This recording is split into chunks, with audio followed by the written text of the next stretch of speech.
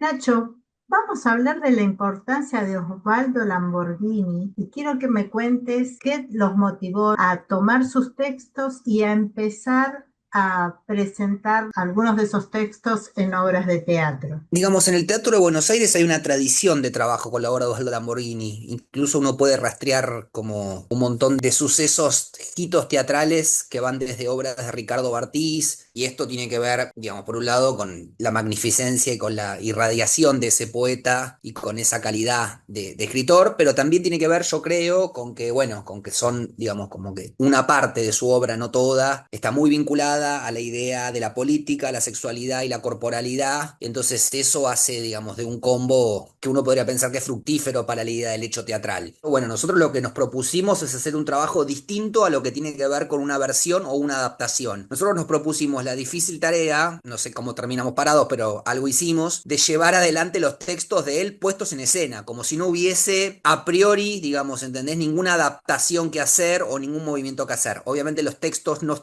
son literales de pie a pa, pero lo que se pretende es, digamos, poner en escena sus escrituras, no versiones, adaptaciones, ¿entiende? Como eso. Y por otro lado, digamos, mi encuentro con Osvaldo, sucede yo siendo lector, tempranamente encuentro uno de los primeros libros que leí con, digamos, con devoción, después de las lecturas juveniles, ¿no? Que no las nombro porque son un poco vergonzosas, pero digo, me acuerdo haber leído en Novelas y Cuentos primer tomo, encontrar ahí un autor, insisto, de una magnificencia y un misterio grande, enorme, todo lo que uno sabe y le puede adherir al autor, la poética, la violencia, la política, la singularidad, bueno, el barroco, etcétera. En este caso, este fue, digamos, como el acercamiento a la obra, digamos. Y la decisión de plantearlo de esta manera, casi en crudo, como me decís vos, prácticamente sin adaptación, ¿a qué se debe? ¿Qué los motivó? Sucedía un poco que nosotros, la compañía con la que yo trabajo hace un tiempo, trabaja textos que son escritos por mí. O sea, La Madre del Desierto, La Piel del Poema son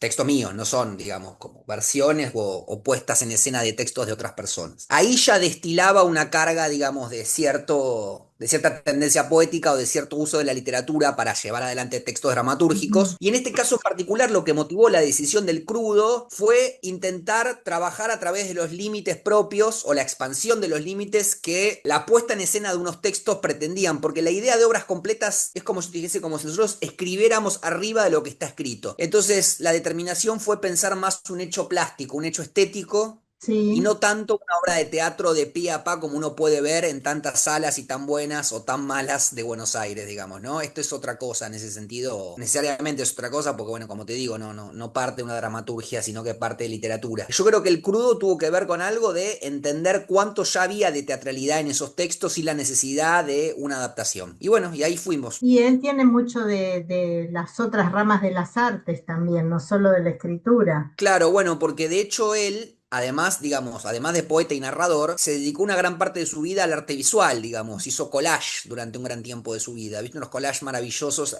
hechos pornográficos, extraños, raros, muy de una época también, hechos encima de revistas que él compraba, o el que le compraban, mejor dicho. Entonces, digo, fue como una idea también de autor total, como si dijese un autor de un solo texto que irradia en poesía, en narrativa, o en estos collages extraños que él llevó a cabo. Y para hacer una apuesta y seleccionar, fueron cronológicamente Sí, exactamente. armando, porque esta sería la primera parte. Exactamente. Nosotros en esta primera parte nos encargamos de llevar a escena, de la manera que sea, digamos, ¿no? Como sin literalidad, como te decía antes, todos los textos que Osvaldo vio publicados en vida. Hay toda una gran parte de su obra que es póstuma. Ujú. Nosotros nos ocupamos en esta primera parte de lo que él vio publicado en vida. Ahora, lo que me planteo es la apuesta, sobre todo, como vos bien mencionás, que también era artista plástico. Sí. ¿Tuvieron en cuenta esa plasticidad que convivía con los textos que se Sí, publicaron en vida? sí, completamente porque, digamos, cuando uno lee sus obras dentro de lo ilegible, lo legible o lo ilegible que puede resultar un autor como ese, ¿no? Estamos hablando de una persona que yo, digamos, esto es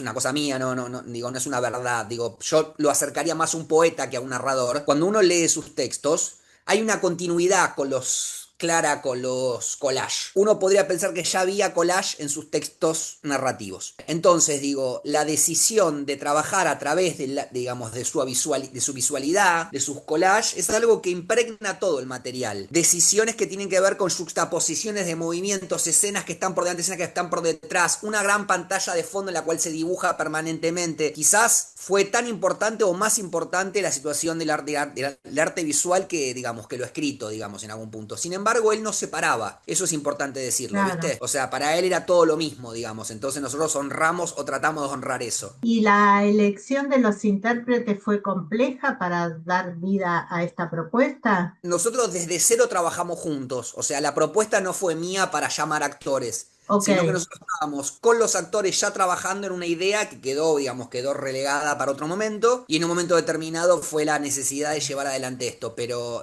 estábamos trabajando desde foja cero todos juntos. ¿Y cómo lo recibe la gente? Bueno, obviamente con toda la, digamos, con todo el espanto y la maravillosidad que puede presentar una obra de Osvaldo Lamborghini, la gente sale muy perturbada porque son textos duros, sale alguna muy maravillada por, digamos, la decisión estética del material, algunos, digamos, como siempre pasa, felices, contentos, otros sin saber bien qué decir. Es la obra en la cual uno se llama un poco al silencio porque hay algo que es de tránsito lento en la obra, te deja fulgurando y a mí me pone contento eso porque siento que estamos cerca de la poética de Osvaldo, digamos. O sea que están satisfechos con el resultado. Sí, muy satisfechos porque, insisto, hay algo de la sensación de vacío y la sensación de, esa sensación de puesta en abismo que la obra plantea que me parece que, digamos, responde bien a la lógica de lo que es la obra de él. ¿Hasta cuándo siguen con las representaciones?